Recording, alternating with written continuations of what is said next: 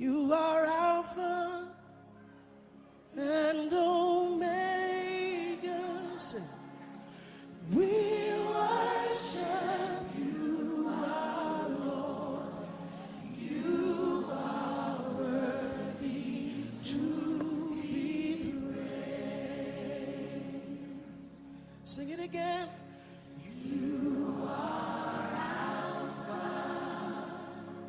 Toute la gloire à notre Dieu pour tout ce qu'il fait pour nous et d'avoir permis encore que ce jour, nous soyons à nouveau réunis dans sa maison pour l'adorer et le célébrer. Je prie que sa grâce soit renouvelée pour tout un chacun d'entre vous et que nous persévérons dans la mission qui nous a été confiée. Et je voudrais donc pour cela vous inviter à faire une lecture avec moi dans la lettre aux Hébreux. L'épître aux Hébreux, le chapitre 4, et les versets 14 à 16.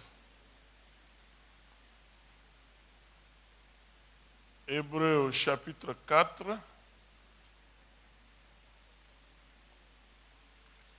les versets 14 à 16. Il est dit là-bas, ainsi, puisque nous avons un grand souverain sacrificateur qui a traversé les cieux, Jésus, le Fils de Dieu, demeurons fermes dans la foi que nous professons. Verset 15.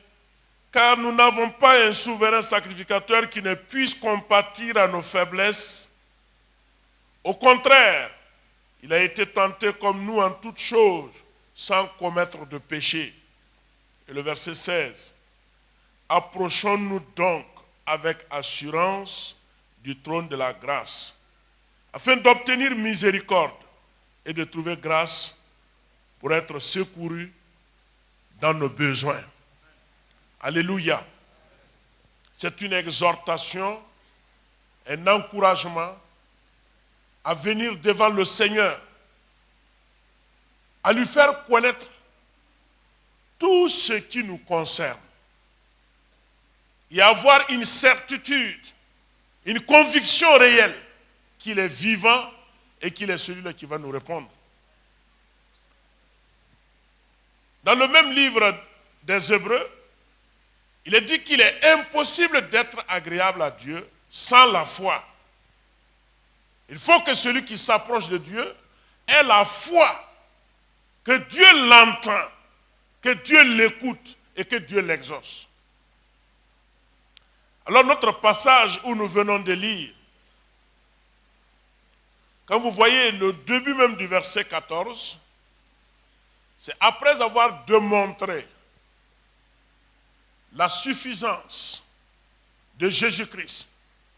Parce que la lettre est adressée à des chrétiens issus du judaïsme, des judéo-chrétiens. Et ce sont ces gens qui pourraient mieux comprendre la lettre aux Hébreux par rapport aux autres.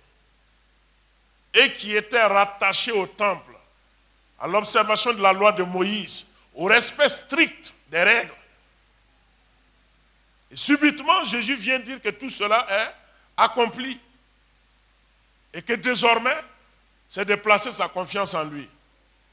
Ces Juifs qui avaient mis leur confiance en Jésus ont commencé à vivre des moments difficiles, persécutés par leurs frères qui n'ont pas accepté la foi de Jésus. Alors, ils sont arrivés à un point où ils étaient sur le point de retourner au judaïsme. C'est là que le Seigneur, inspirant son serviteur, va les exhorter en les détaillant que Dieu a parlé par les prophètes. Il a parlé par la loi de Moïse. Et en ces derniers temps, il nous parle directement par son Fils, Jésus-Christ. Il est la parole de Dieu, la parole incarnée. Emmanuel, Dieu avec nous. Et l'auteur a pris le soin de démontrer la supériorité de Jésus-Christ sur Moïse, sur les anges, la supériorité de son nom. Et il est arrivé à cette transition pour le dire, face à ces difficultés dans lesquelles vous êtes, vous souffrez, vous êtes persécutés, et que certains sont sur le point de retourner à leurs anciennes habitudes, voilà ce que je vous propose. Et le mot « ainsi » est très important. Un mot de lien qui est très important. Ainsi, puisque la vérité est là, la réalité est expliquée. Christ est suffisant. Il est venu nous sauver. Il est venu nous chercher. Il nous écoute. Puisque nous avons un tel sacrificateur. Ainsi, puisque nous avons un grand souverain sacrificateur. Les Juifs pouvaient comprendre ce que ça veut dire parce que on ne pouvait pas s'approcher de Dieu au hasard. Les Juifs seuls pouvaient comprendre ça. Dans l'ancien temps, les Juifs même ne pouvaient pas aller directement devant Dieu. Et même les sacrificateurs, eux tous n'étaient pas admis à aller devant Dieu. Parmi eux, il y avait un seul sacrificateur qui est nommé souverain sacrificateur. Et ça, c'est Dieu qui a institué ça en installant Aaron comme premier souverain sacrificateur de l'histoire du peuple juif. Et la Bible dit, on ne le détient pas de qui que ce soit, mais de la part de Dieu. Et quand Dieu a établi Aaron, Aaron était chargé une fois par an. Une fois. Retenez bien, une fois par an, le souverain sacrificateur avait accès dans la présence de Dieu. Une fois par an. Il rentrait dans le lieu très saint du tabernacle. Un endroit où se trouvait l'arche de l'alliance contenant les 10 commandements. Le bâton d'Aaron qui a fleuri. C'est une fois par an que le souverain sacrificateur pouvait avoir accès. Et quand il y entrait, quand vous lisez le Lévitique, le souverain sacrificateur avait à ses pieds des signaux qui faisaient du bruit. Parce qu'on n'y rentrait pas sans avoir une vue pure. Si le souverain sacrificateur entrait et qu'il y avait un péché dans sa vie, il était automatiquement frappé de mort dans la présence de Dieu. Et personne n'avait le droit non plus de rentrer, faire ressortir le cadavre. Alors qu'est-ce qu'on faisait? Le pied était rattaché par une corde. Si on n'entend plus le son des signaux, c'est que quelque chose de mauvais s'est passé. Et il suffisait maintenant de tirer le cadavre hors de la présence de Dieu. Parce que Dieu est saint. Et sa sainteté ne tolère pas le péché en sa présence. Sa sainteté est un feu qui consume les rebelles. C'est pourquoi la sainteté de Dieu n'a jamais compati avec le péché. Et c'est une fois par an. Et subitement Jésus vient. Il est mort sur la croix. Et le voile du temple s'est déchiré du haut vers le bas. Alléluia. Ce n'est pas du bas vers le haut, c'est du haut vers le bas. Sur ordre divin. Et les détenteurs de la loi juive ne pouvaient pas admettre que là où on avait accès une fois par an, le peuple juif est autorisé à y entrer de jour comme de nuit, autant qu'il veut, comme ils veulent. Donc, ils ne pouvaient pas comprendre ça. Ils ont commencé à persécuter leurs frères. Ils ont commencé à les persécuter. Et eux aussi, ils étaient sur le point de dire, bon, nous, on va repartir dans le judaïsme.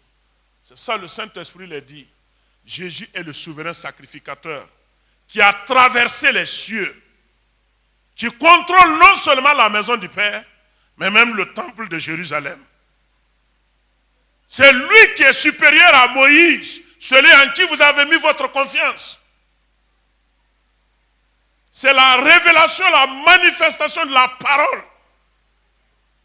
Alors, c'est ça, il dit, la première condition avant d'aller devant Dieu, il dit, il faut rester ferme dans cette conviction, dans cette confession de foi. Celui qui n'est pas ferme dans la foi, qui n'est pas convaincu que Jésus-Christ seul suffit, ne pourra rien faire de bon. Si tu crois que Jésus est suffisant pour toi, alors renonce à tout et place en lui toute ta confiance. Renonce à tout et place en lui toute ta confiance. On peut avoir des chrétiens de nos jours qui disent qu'ils croient au Seigneur Jésus, qui cependant ont en parallèle des aides d'à côté. Non, n'outragez pas la grâce du Seigneur. Dis que Jésus est suffisant. Il est suffisant. Il répond à tous tes besoins. Ce matin, nous voulons prier pour notre pays. Moi, je suis convaincu. Le Burkina Faso vit et existe parce que Dieu l'a voulu. Je crois et je suis convaincu par l'histoire de ce pays qu'aucun homme, aucune femme, aucune autorité, aucune puissance soit-elle ne pourra faire disparaître ce pays. Je crois fermement. Relisez l'histoire. Notre pays a été divisé parce que jugé économiquement non viable, selon les spécialistes. Et que notre pays était considéré comme une charge, un poids.